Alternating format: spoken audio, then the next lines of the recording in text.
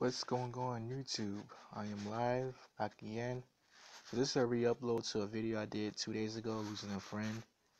This is kind of like the story behind the poem. The poem kind of explains itself, but I always want to kind of explain the backstory behind the poem, pretty much, and why did I write that poem? Why, how did it affect me and stuff like that nature. And who I'm talking about. I mean, I kind of said his name in the last video, in the video I uploaded, and I kind of didn't want to say his name because, first of all, I don't like to call people out unless unless, unless they're subscribed to me, like, unless they subscribe to my channel, because I know how people are, and if you don't like the names being called out, that's why I deleted my poem I did for Wes, because he didn't want me to call his name out, so I deleted both the videos I did for him, and, but we still cool to this day. But the person who I mentioned, who I was talking about in the poem, you know, um, he's an early college student. He's pretty well known on campus. He's pretty, he gets along with most of the people on campus, from what I know.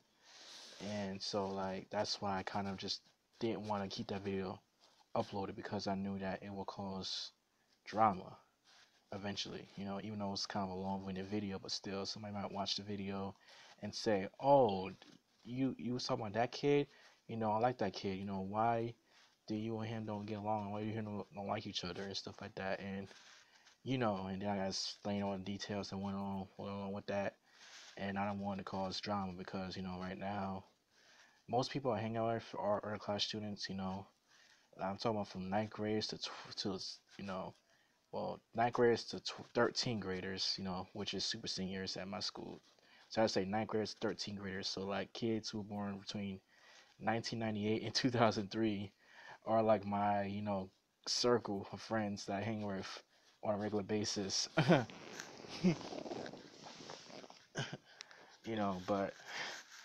anywho, so basically what I want to talk about is why did I write that poem? Why did this poem affect me so deeply? And because why the experience affect me so deeply? Because for one, me and him we were close. Me and him, we had similar backstories. I mean, we both had birth defects. We both on an autism spectrum. We both wear glasses, like, just a lot of things. We both like the same video games, we both like the same similar TV shows.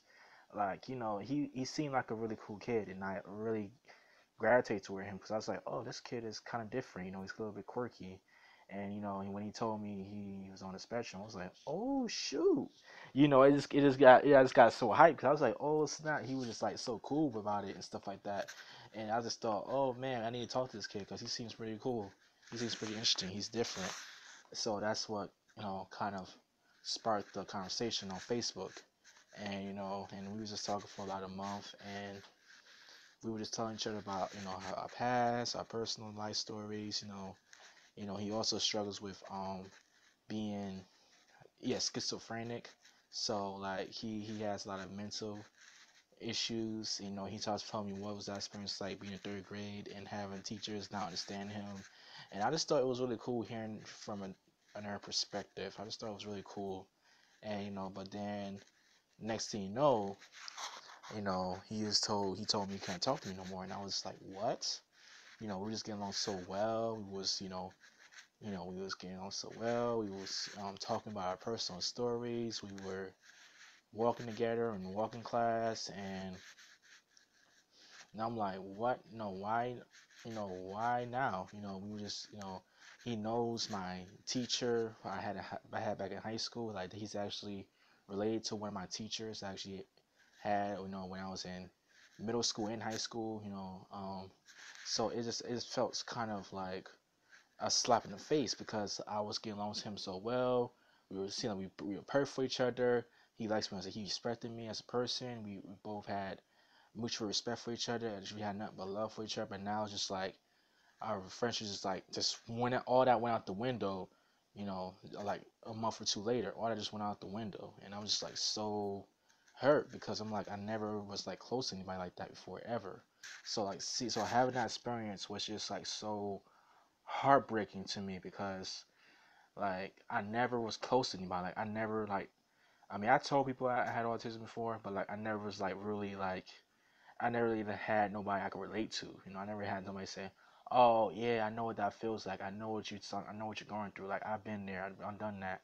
I mean, up to that point, I never had anybody I could like talk to about it because most people who I mean who are on the spectrum are not to insult anybody, but not really the same level as me intellectually. You know, they don't have who are I never met anybody who's on the spectrum or who was like very intelligent, very has big vocabulary. Very like even though we people on the spectrum, we are socially awkward, we still but we're so high function that we can have a civil you know conversation and it's like and and it's like people's like, oh wow, you're a cool person, you act a little different, but you're like real cool, stuff like that. Like I never had anybody I could relate to on that level before. So like being that, so me losing him as a friend was just it's hit me so hard because like, bruh, we got along so well, like Jesus, and so that's what killed our friendship. Basically his parents didn't want me talking to him. I actually got to talk to his dad, and his dad was cool. His dad seemed pretty cool. He knows, again, my teacher, which is his aunt. His dad was in the military, so I probably would never met his dad anyway. But he lived in Texas, and he was just telling me about what it's like living in Austin and stuff like that. And like he seems pretty cool. He's young because his parents. He told me his parents were young, so I seen like, okay, well they probably understand, because I'm not that far off between them. I have like siblings that are his parents' age. Like it's crazy to think about. But so I thought he'd be cool with me, but nope, he just cut me off like bam, like one day later, then bam, like I was just like, hmm, delete, you know. So that hurt, and then I tried convincing them that, hey, why don't you meet my mom? My mom is this, that, and the other. She's old school. She understands. She knows. She would love for me to meet you guys. Like she would be totally understanding. But nope, they didn't want to hear it. They didn't want to listen. So that's what ended it. I tried. I even wrote. I tried texting him and just try to get him his attention, but nope, nothing worked. So yeah, that pretty much ended our friendship right there. So yeah, but I'm thankful. That experience. While it was hard, while it was heartbreaking for me, you know, one thing I did learn from my experience is that who your real friends are, and that when who your real friends are, and when in terms of like if you like uh, who your real friends are in terms of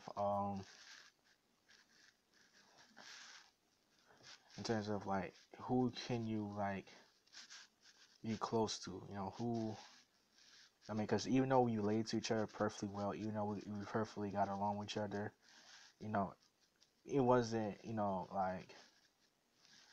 like his parents just wasn't down with it. But like OJ, the person I talk to now, who's my have to be my subscriber, he knows he knows his kid. But this between OJ and him is that OJ's younger, but at least with OJ, I mean, of course, they're not gonna be hanging out with OJ because, like, no, that'd be creepy. But like, at least with OJ, from what I see, because I do live streams with OJ a lot. He, his mom knows that she's live streaming. She knows that, he talks to different people on PS4, and she seems to be cool with it. I mean, of course, he probably doesn't know what age they are. Of course, he's probably gonna know how old these people are and stuff like that. But like, at least with OJ, I'm not have to worry about. You know, I could always talk to him whenever I want to. Whether it's on Snapchat or Discord, and YouTube. And like one of the cool things about YouTube is that because YouTube is such a global platform, it doesn't feel weird talking to somebody from another city or country. Whereas if you're from like Facebook or or Instagram to some state, it'll feel kind of weird telling somebody from another land, another country, or another language. Like it'd be weird talking to somebody from 3,000 miles away. Whereas YouTube, that's normal because it was built around you know uh, being global. Whereas Facebook, it's built around just your friends and family. So that's kind of why I wrote that poem. I saw him today. I saw him Tuesday, and I kind of got over me losing him. I kind of got over it, but I saw him. He was talking to my man Chase, who's another friend of mine who I made last year. Him and Chase are like pretty close buds, and like I saw him talking to Chase, and like I was minding my business, talking to Chase, letting him know, hey, you follow me on Discord. Me and OJ's on there, and the kid looked at me, kid who I was friends with last year. He looked at me, and Chase told me, no, don't go anywhere near him because he has a restraining order on you, and like I knew like I didn't really take it seriously because I'm like, what's a 15-year-old kid doing with a restraining order? But like, but then again, being that our history, we had such a history together. I'm just like, yeah, I knew not to cross the line because I tried it before. It got me a lot of trouble. Not doing it again. So that's why I'm just like, oh gosh, what I got myself into. Like I never had anybody who like hated me before. Like I had haters. I had people who put me down, picked on me, bullied me, but I never had anybody who like legitimately hate me. Like people who just like don't want to talk to me. Like every time they look at me, they just look at me with just like I'm just doing this. You get them in a private conversation. But okay, I'm back. My Wi-Fi cut off, so I'm sorry about the lag. But I'm about to end this video because it's kind of getting long. But basically, just want to let you guys know why I wrote that poem and what went down between me and this kid. But again, I'm really grateful for the friends I made, in RCC. I hate that I had to lose him, but it was for the best, because obviously our age difference was kind of, hinder our friendship from being anything but just, a kid I know in school. But at least, I had it. At least I know what it's like to get punched in the face, like figuratively get punched in the face because like that right there just felt like I just got betrayed. I got stabbed in the back, punched in the face, punched in the nuts. If I want to keep it, graphic, because like again, like you lost somebody who you felt like like a older, like I felt like a older brother to this kid. Like this kid, he went through the same struggles I went to. He really looked up to me. He really respected me, and then next thing you know, bam, we don't talk to each other no more. I haven't said a word to him since May of last year. It hurts to know that you lose somebody that meant something, that could have mean something. It was just somebody who was like, hey, it was just somebody random kid. It was just like how can I say this? Somebody you talk to, and then but he's not cool. I mean he's not good for you. You're not gonna be friends with. It's not one of those type of friendships where he's like, oh, he's a cool person, but he ain't doing that with his life, or he's just trying to take advantage of you. It wasn't any of those kind of situations that normally a person like me would get into. It was a friendship that, oh, we get along, we know each other's struggle, we are nice to each other, and we both respect each other, as people, but it still ended in a bad, you know, situation. Like it was just mm, heartbreaking. So yeah, didn't mean for his last to be this long, but this is Matty Walker signing off.